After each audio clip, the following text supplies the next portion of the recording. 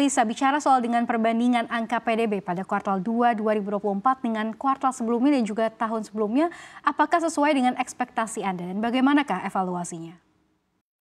Ya, saya tentu mengacu pada proyeksi yang kita lakukan, karena kami sebagai peneliti tentu melakukan proyeksi. Kami memang sudah melakukan proyeksi di kisaran 5%, jadi artinya bahwa sesuai dengan ekspektasi, artinya apa? Lebih rendah dari triwulan 1. Triwulan 1 kan tadi disampaikan 5,11, jadi triwulan 2 ini memang kita melihat ada kecenderungan penurunan, yang disebabkan secara utama karena memang banyak event tuh digenjot tuh di kuartal 1 ya, terutama pemilu kan. Jadi yang banyak menggenjot di situ bansos, government spending-nya didorong habis-habisan. Nah, di kuartal 2 di bulan April itu memang ada lebaran, tadi disebutkan HKBN, Hari Keagamaan Nasional, Hari Besar Keagamaan Nasional. Nah, itu memang sangat mendorong, masih ada dampak itu tapi sudah mulai berkurang karena kan hanya di awal Aprilnya saja. Tuh, jadi makanya ini sudah kita prediksi akan lebih sedikit melambat walaupun kita masih berada di 5% sebagai angka yang Indonesia cukup sustain ya di angka tersebut seperti itu. Jadi ini kesimpulannya on the track sesuai dengan proyeksi dari sisi ekonomi. Baik, tapi seperti yang tadi Ibu sampaikan tadi dibandingkan kuartal 1 tahun 2024 ini kan 5,11%. Apa saja sebetulnya sektor-sektor yang mendorong melandainya atau penurunan terhadap PDB di kuartal 2 2024? Iya, jadi kalau kita lihat tadi agriculture agak sedikit karena panen raya kan di bulan Maret ke April ya. Jadi itu panen rayanya sudah turun. Jadi agriculture pasti cenderungnya di season kedua ini akan cenderung lebih turun, itu pasti. Tadi kan kalau yang kita lihat positif tuh makanan minumannya karena sesuai dengan hari raya tadi. Tapi dari sisi produksi pangan itu memang agriculture memang agak sedikit turun. Jadi memang agak sedikit melandai ya dari situ. Terus kemudian tadi disebutkan bahwa memang ada dari sisi administrasi pemerintahan itu juga mungkin agak sedikit melandai dibandingkan dengan tahun pertama, di kuartal pertama karena kemarin kan digenjot banget tuh di kuartal awal gitu. Government spending ya, growth-nya itu sampai spektakuler banget. Nah mungkin sekarang sedikit agak melandai seperti itu. Jadi itu sih, jadi dua hal memang dari government spending-nya nggak setinggi waktu kuartal 1 ya, walaupun tetap ada, tetap positif gitu. Terus dari sisi agriculture, itu juga memang pola musimannya juga memang karena panen rayanya sudah lewat di Maret dan April, sehingga sekarang udah mulai decelerate gitu. Dan kemudian sektor-sektor mungkin ya, saya tadi melihat bahwa sebetulnya dari sisi perlambatan ini juga kita rasakan di jasa-jasa mungkin ya, karena tadi jasa-jasa keuangan misalkan itu agak sedikit ada perlambatan seperti itu karena normalisasi dari harga komoditas sudah mulai terjadi. Jadi biasanya sektor-sektor jasa yang sifatnya tersier itu cenderung booming di periode komoditi boom. Nah, komoditi boomnya kan kita udah mulai berkurang nih. Nah, itu pengaruh ke sektor-sektor jasa di tersier itu gitu, seperti jasa kesehatan, jasa pelayanan, itu ada sedikit mengalami penurunan seperti itu. Itu juga ya tetap bukan penurunan sih, perlambatan. Jadi artinya dia tetap tumbuh tapi tidak setinggi sebelumnya. Jadi itu sih yang menyebabkan kenapa di triwulan 1 5,11 sekarang lebih rendah karena tadi jasa-jasanya sama agriculture sama dari sisi administrasi pemerintahan mungkin cenderung lebih tinggi di triwulan 1 tadi gitu. Baik, selain dari sisi tadi agriculture dan juga sektor-sektor lain tadi telah Anda sebutkan, tadi juga government spending juga melandai pada kuartal 2 tahun 2024. Namun tidak hanya itu, berdasarkan data juga kita lihat bahwa daya beli masyarakat kelas menengah ini khususnya pada kuartal kemarin, yakni kuartal 2, ini juga turun ataupun melambat. Ini apa kira-kira faktor yang menyebabkan turunnya daya beli masyarakat khususnya kelas menengah? Ya, ini kan kita mengacu ke survei Bank Indonesia terkait indeks keyakinan konsumen. Ini kan banyak bahas ya, kayak rekan-rekan CNBC juga sering membahas ini ya beberapa kali.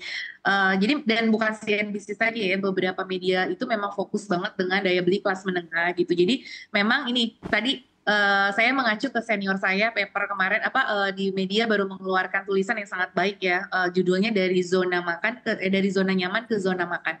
Jadi zona nyaman ini kan termasuk konsumsi untuk barang sekunder seperti pakaian, terus kemudian lifestyle, terus tadi jasa-jasa yang sifatnya premium, ya. Nah itu mulai berkurang bisa dinikmati oleh kelas menengah. Kelas menengah lebih banyak ke fokus ke kebutuhan pokok yang memang harganya naik kan karena ada inflasi pangan yang cukup tinggi gitu kan. Terus iuran-iuran yang semakin banyak harus dibayar oleh mungkin pajak juga naik, dampaknya udah terasa ya kenaikan itu oleh kelas menengah. Jadi sedangkan dari sisi pendapatan belum bisa mengimbangi kenaikan biaya-biaya tadi gitu. Makanya muncullah artikel untuk kelas menengah ini adalah dari zona nyaman ke zona makan. Nah, sektor apa yang ada di zona nyaman, sektor apa yang ada di zona makan. Nah, makanya tadi makan minum gitu ya, itu masih positif gitu kan.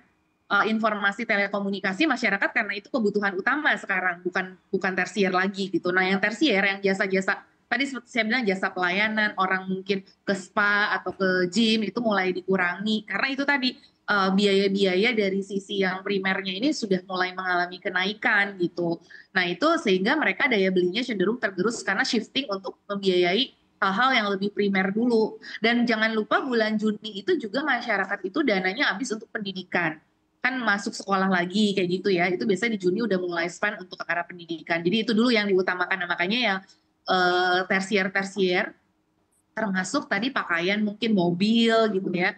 Eh, Tadi yang meningkat penjualan motor sebetulnya kendaraan bermotor tuh lebih ke motor tapi mobil turun gitu.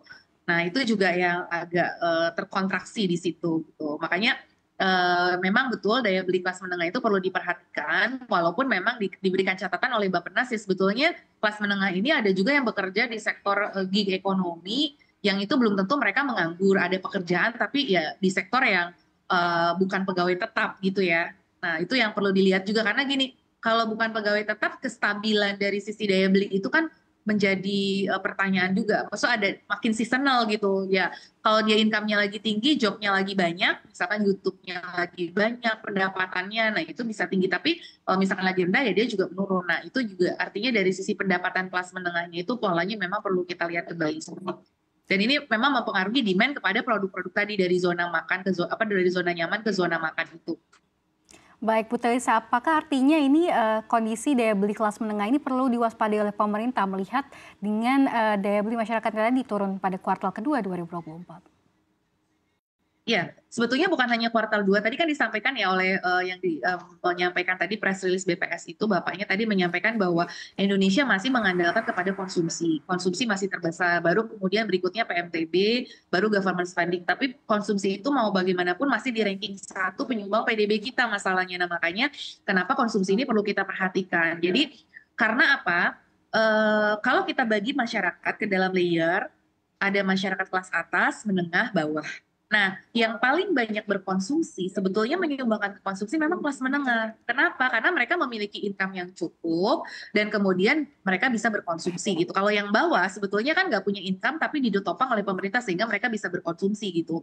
Nah, tetapi yang bisa berkonsumsi ini karena tergerus oleh macam-macam yang tadi saya cerita, itu kan jadi dia berkurang. Nah, sedangkan kelas atasnya sendiri itu karakternya harusnya kan kelas atas juga punya wealth yang tinggi, income yang tinggi, mereka harusnya bisa berkonsumsi lebih tinggi. Nah, tapi pola kelas atas itu kalau menurut hukum Engel itu dia between consumption and investment ataupun consumption and saving, dia porsinya lebih banyak untuk saving dan investment gitu. Secara porsi loh ya, bukan secara nominal. Kalau secara nominal ya, tapi jumlah yang kelas atas ini lebih sedikit dibandingkan dengan jumlah yang menengah. Jadi secara size itu tetap lebih gede yang menengah gitu. Kontribusinya kepada konsumsi. Kemudian kalau kelas atas, consumption-nya itu bukan hanya kepada produk domestik, tapi juga banyak ke produk dan jasa luar negeri misalkan. Karena ya kalau kelas atas kan misalkan berwisatanya ke luar negeri, spendingnya untuk barang-barang yang high class, yang branded, itu bisa aja import. Jadi itu makanya why kenapa kelas menengah ini yang konsumsinya lebih banyak untuk ke produksi domestik, memberikan multiplier effect untuk ke produk-produk domestik. Nah, sedangkan di kelas menengahnya ini yang lagi terjepit kiri kanan, lagi jadi sandwich gitu. Makanya kenapa kok kontribusi konsumsi itu ya cuma 5% aja, jarang lebih tinggi dari 5% gitu. Bahkan ya bisa di bawah 5% gitu. Nah, itu yang harus diwaspadai kenapa dibilang daya beli kelas menengah itu penting. Itu yang satu hal yang perlu kita pahami mengapa konsumsi kelas menengah itu menjadi sepenting itu begitu. Karena perilaku konsumsinya memang kelas menengah itulah yang paling banyak berkontribusi gitu untuk PDB kita seperti itu.